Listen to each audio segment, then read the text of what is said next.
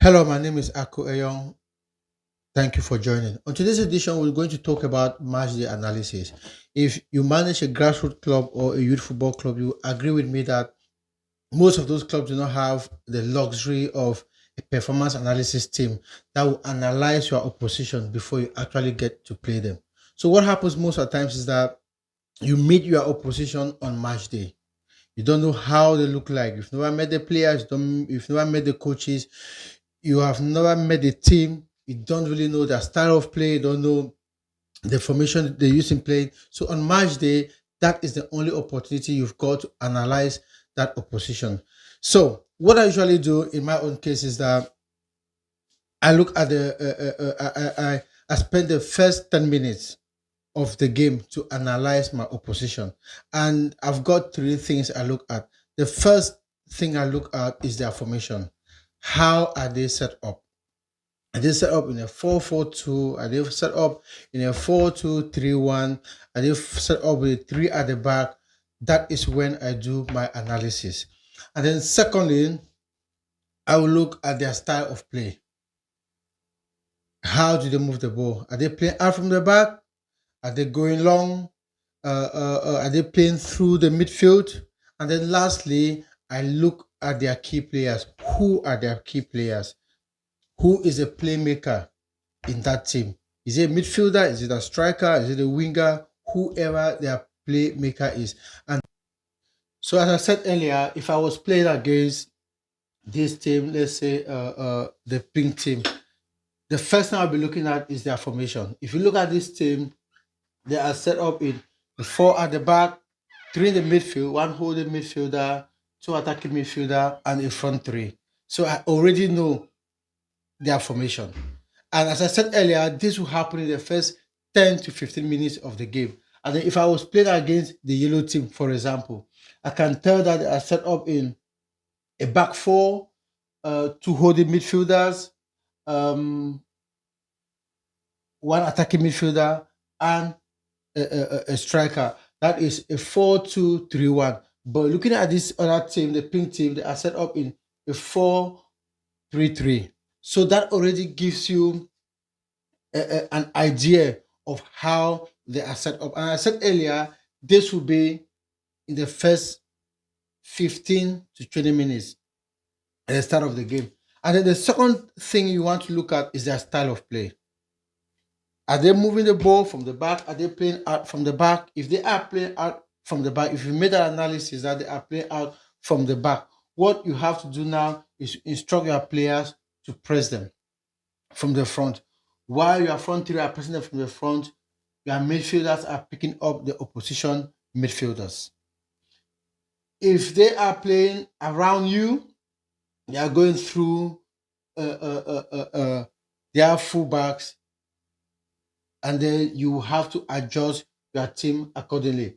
And another thing is you have to look again if are they going through the midfield.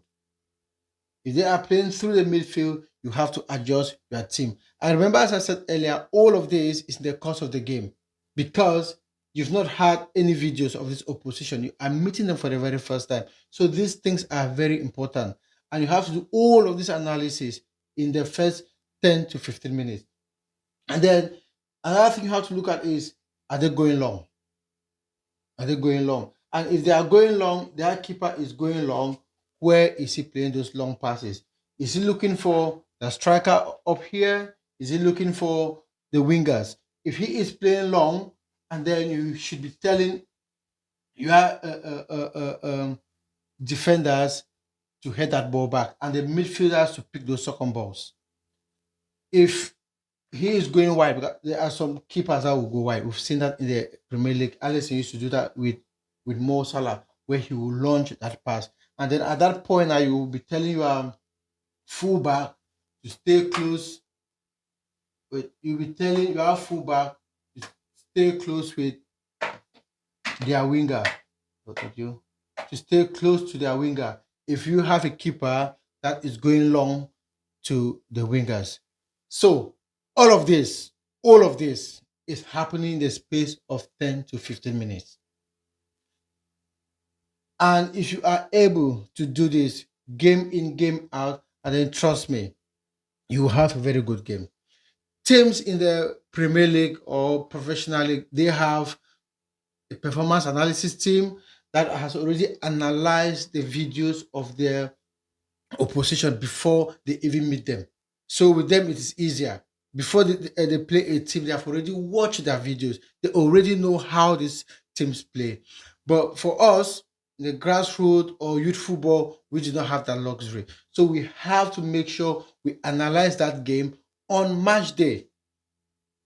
And most of the times, you have just 15 to 10 to 20 minutes to do that analysis. Another thing I usually do sometimes is when I was at grassroots, what I usually do is if I'm playing against a team, what I do is I go online. I go to their social media handles. It could be their Facebook, it could be their Instagram, it could be their Twitter account, just to look at the team, what they look like, look at the players, look at their managers, what are they putting up on their web on their social media handles, so that I just get an idea of who these teams are. And there have also been cases where I go watch the opposition. If it happens that the opposition is playing on a Saturday when we are not playing, and I've got time, I go and watch the opposition and see how they play. And then when I come to training, I talk to my player about the opposition. Now I have an idea because I do not have videos. Then lastly, something that I usually do is I look at the opposition when they are warming up on match day. When they come in on match day, I watch them come in, and when I look at them, I look at their physique. Are they physical? Are they physically bigger than my players? Are they smaller than my players? And then during their warm up, I pay attention on things like their passes. Are their touches really good? Are they really bad? If they are doing shooting, I'm also looking at their goalkeeper. You see a good shot stopper. All of those things happen on match day. On match day. That is why most I say grassroots coaches are really good, because you have to do all of these things on match day on your feet. Thank you for joining. If you've enjoyed this video, leave a comment on the comment section. If you have not followed me yet, just click on the subscribe button, and then you have all the other videos that I'll have to make, and we'll become one family. Thank you for watching. Thank you so much. Talk to you some other time. Bye for now.